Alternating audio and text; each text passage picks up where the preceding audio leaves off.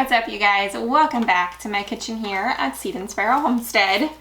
I'm working with blueberries today, and I'm going to bring you all along for it. This is 10 pounds worth of blueberries, and I purchased them from a local Amish store.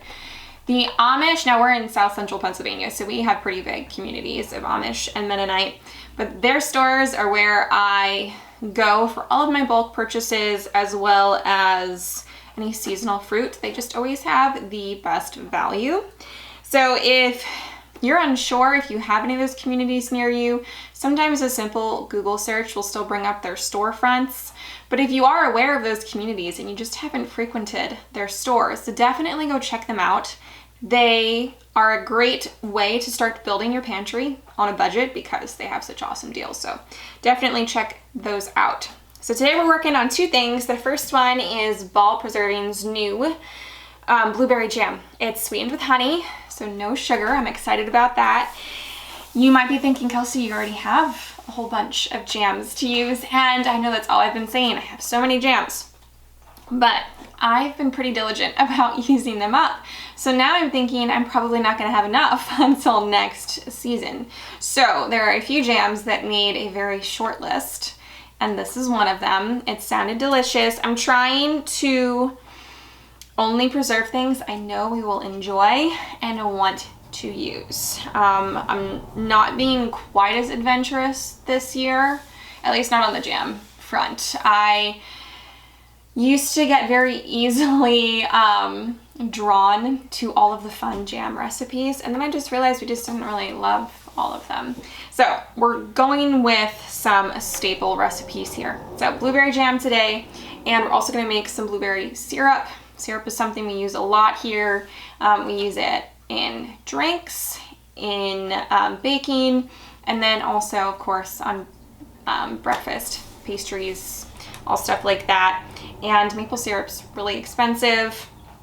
If I can find these things, these fruits seasonally at a decent price, it just makes sense for me to do this financially, to make some more syrups, and it just switches things up so you don't always have maple syrup. So we're going to work on those two things, and then we are going to be using these two items to make a fun treat towards the end of the video. So make sure to stay tuned for that. All right, don't mind the mess behind me. I am slowly working on painting all my kitchen cabinets, so I'm taking a few down at a time.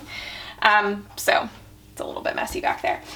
First thing we're going to do, as always, is washing whatever we are using. So I'm going to wash all these berries, and then I am going to measure them out for my two recipes. I think I'm going to start on the syrup first, because we have to allow the juice to drain through a cheesecloth, which takes a few hours. So always working smarter, not harder, when you are preserving multiple things. If you're new to canning and preserving in general, always read through your instructions and your recipes to see if there's any steps that take longer, so that you can start on that recipe first, and then while that is happening, work on other things. So I'm gonna get all of these washed up.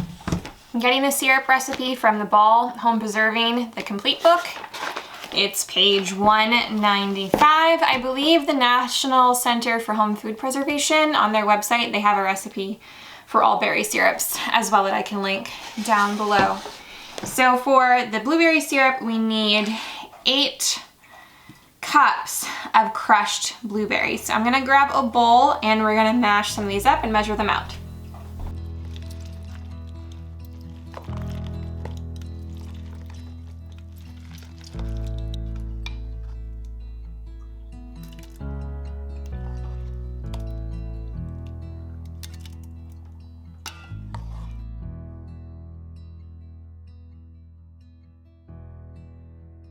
To our 8 cups of crushed blueberries, we're adding 2 cups of water and 1 tablespoon of lemon zest. We're going to put this on our burner and bring it to a gentle boil over medium heat and boil gently for 5 minutes. Okay, so our syrup mixture is all ready to go into my nut milk bag. That's what I use to strain things. I prefer that over cheesecloth. I just think it holds up better. So that's gonna go into there. We're gonna let that go for a few hours so we get all the juice we need. In case it's helpful, 10 pounds of blueberries was exactly enough for what I needed for one batch of each of these recipes.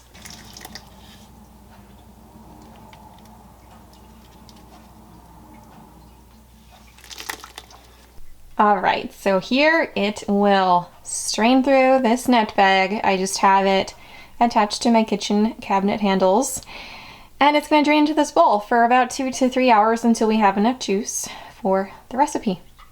Okay, while we wait for the juice to strain through, we're going to do our jam. So I've got, this is 4.5 pounds of blueberries, or 3 quarts worth. I'm going to go into our pot here. I did try my best to get all of the stems off, but I'm sure I missed some. Then we're going to do 1.5 cups of honey. I find the most economical way to purchase and keep honey on hand is to buy it in bulk. I know you can get some big containers from like Costco. Like I said before, all my bulk stuff I really purchase just from the Amish. I think I can get like one of those big 32-ounce jars of honey for like $18.99, which is a pretty good price around here. One day I would love to have some beehives of my own, but here with how small our property is and we're in town and we have neighbors on every side, it's just not safe and it's too close. I mean, the furthest place we could put it on our property is still too close to where my kids play, so it's just not gonna happen here, but maybe one day. So we're gonna need 2 teaspoons. Yes, make sure I'm doing this right. 2 teaspoons. Well, that was a little bit more than 2, or 1. I'll do a little bit less this time. 2 teaspoons of bottled lemon juice. And then it says you can use either 1 vanilla bean, all seeds scraped out, or 2 tablespoons of vanilla extract. I only have extract here, so we're gonna do 2 tablespoons here. Try not to have a heavy hand. Okay, and then it's optional. You can add cardamom or cinnamon if you want it a little bit spiced. It's, like I said, it's optional. So it says either a 1/2 teaspoon of cardamom or 1 teaspoon of cinnamon. I think I'm just gonna do a 1/2 teaspoon of cinnamon just for a little bit of spice.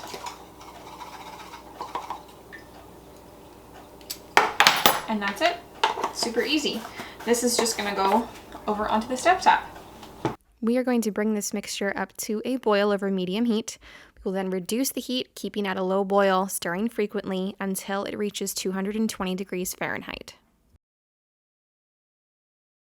All right, so I have been letting this cook down a little bit here. It's been boiling over medium heat for a while. It has reached 220 degrees. And it says to make sure that it has set, and sometimes it's hard to tell with these no pectin jams, but I always coat the back of a spoon and then I'll run my finger through it, and if that line stays, it should be good. So I'm gonna remove this from the heat and start filling my jars to get into the canner. Oh my goodness, you guys, if you could only smell this. If it tastes half as good as it smells, it's going to be incredible. That, you know, honey and blueberry and vanilla and cinnamon, that's some good stuff. So these jars here are gonna get filled to a 1/4 inch of headspace. Same procedure as always, filling to the correct amount of headspace, debubbling if necessary, cleaning our rims, adding new washed lids, and adding our rings to fingertip tight.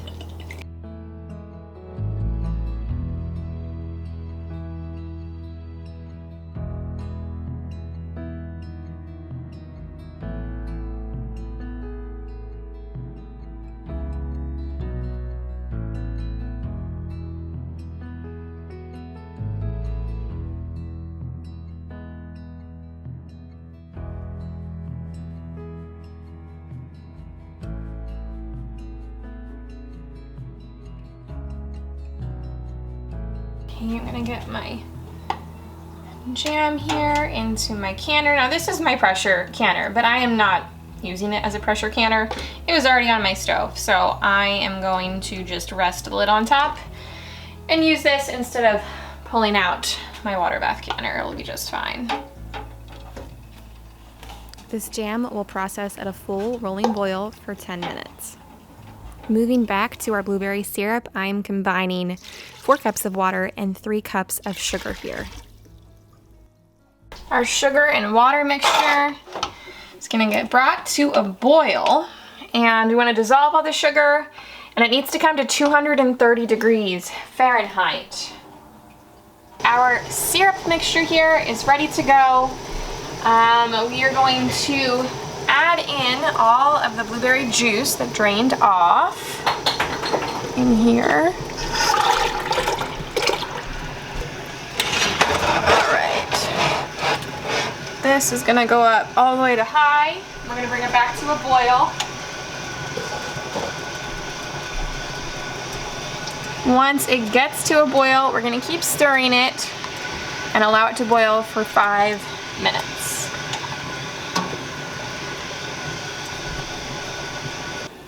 All right, it has finished boiling, so now we're gonna add in some lemon juice. We need 2 tablespoons. Stir that up, and then we can get it into our jars and into the canner.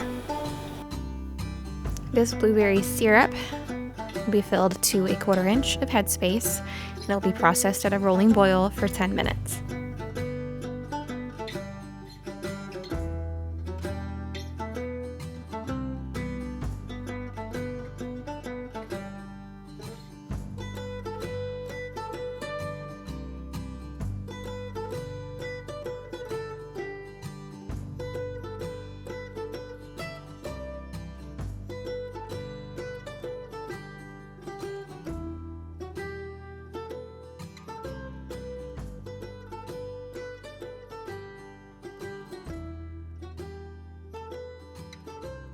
Now when I make things like this, I always try and discover new ways to use them rather than just throwing some jam on some toast and pouring syrup on pancakes. So today I decided I was going to switch up my typical cinnamon roll recipe and make a lemon and blueberry roll. So here we are blooming the yeast by combining 1 1/4 cups of warm whole milk, 2 1/4 teaspoons of active dry yeast, and 1 teaspoon of white sugar. We are going to allow that to sit for 10 minutes and work on combining our dry ingredients, which is 4 3/4 cups of all-purpose flour, 1 1/2 teaspoons of salt, and 2 tablespoons of granulated white sugar. You can see Grant's pudgy little hand here. He decided he wanted to help too. We almost had a big accident there, and I'm pretty sure, yep, here comes the tractor.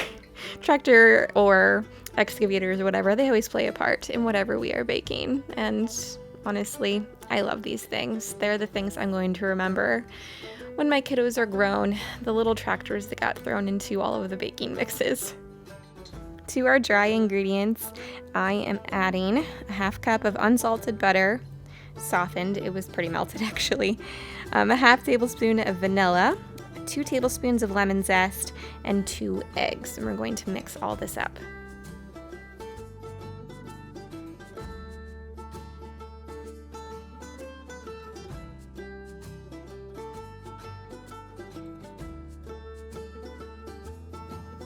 It will not come together very well until it is mixed with our yeast mixture. We just want to combine it the best we can here.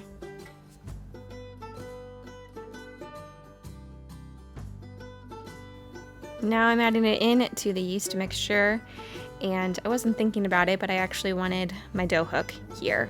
So I went ahead and I switched out the paddle for the dough hook here eventually, and I allowed it to knead with the dough hook for about 8 minutes or so. You can also do it by hand. The dough will be ready when you can push on it and it springs back at you. It really is a beautiful dough. So this is going to get put into a greased bowl covered with saran wrap, and we're going to allow it to double. It takes about an hour. Now, I was kind of upset I missed the best part, and that was punching the dough down. I didn't realize I wasn't recording, so we're skipping past that part, and I've floured my surface here, and I have my dough out, and we are going to roll this out into about 12 by 18 inch rectangle.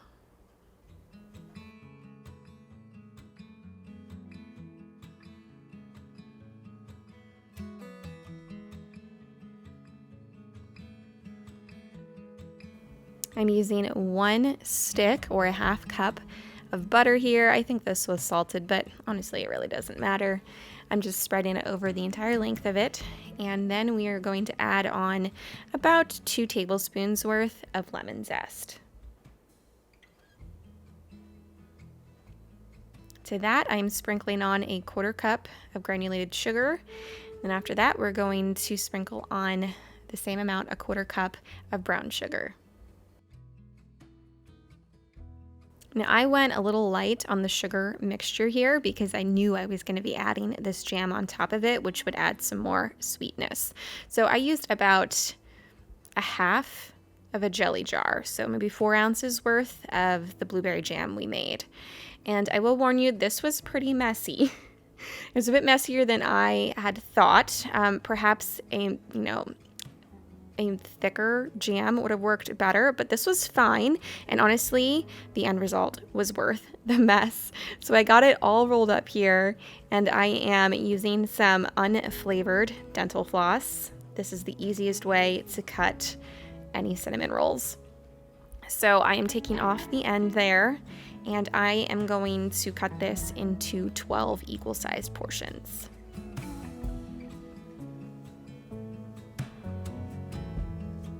These are going to go into a greased 9 by 13 pan.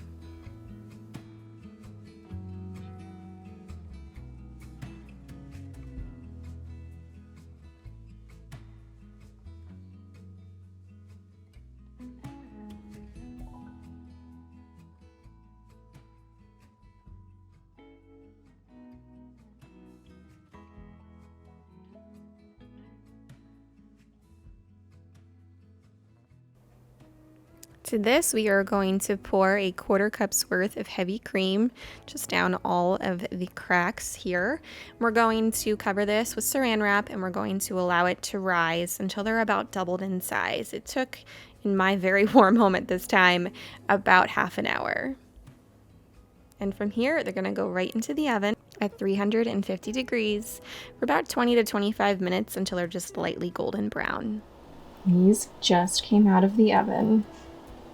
They smell so good. To top these off, I made a blueberry cream cheese icing, and as always, I will include the detailed recipe and instructions down in the description for you all. But I combined some cream cheese, some butter, powdered sugar, vanilla, and some of the blueberry syrup that we made. I made sure to wait until these had cooled off slightly before adding the icing and spreading it around. These came out so good. I love when you take a little bit of a risk and you switch up a recipe. I had to alter a few things to get these to come out the right way, and they come out just perfect. My husband even said that these are one of my best creations to date, so thanks, Matt. And that I should put them on the regular baking rotation. So I hope you try them, and I hope you enjoy them as much as he did. And I hope you feel encouraged to maybe take some risks in the kitchen and switch up some of your standard recipes with different flavor combinations. You might find something new that you really enjoy. Thanks for watching, friend. Thank you for taking time out of your day to hang out with me. I so appreciate it. I hope you enjoyed. Have a blessed week, and I will see you next time. Take care.